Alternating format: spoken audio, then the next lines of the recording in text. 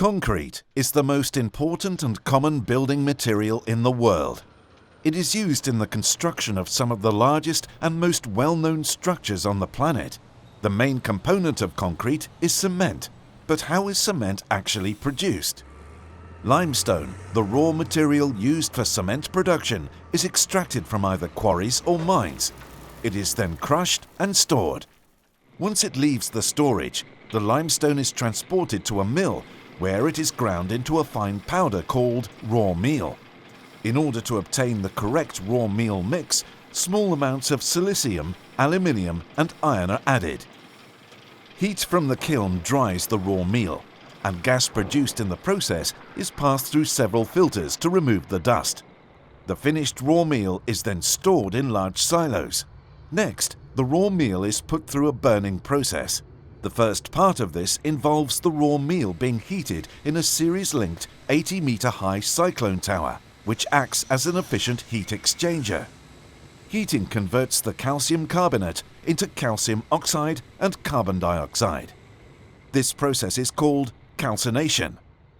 Calcination accounts for around 2/3 of CO2 emissions from cement production.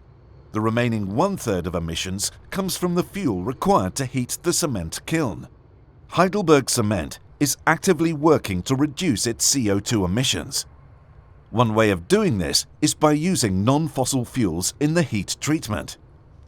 The raw meal is then heated further to a temperature of 1450 degrees Celsius in a rotary kiln.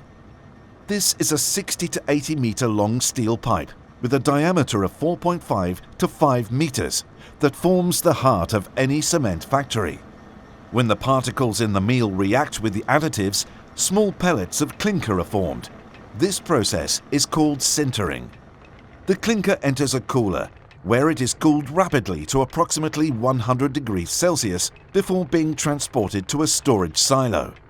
In the final stage of the production process, the clinker is ground in cement mills. At this point, it is finely ground to cement, and 3 to 5% gypsum is added to prevent the concrete from hardening too quickly. Thereafter, the cement is transported to storage silos before it is either packed into bags or transported by bulk road tanker or ship to one of many cement terminals or directly to the customer. The cement is then used in concrete to build new and durable structures the world over.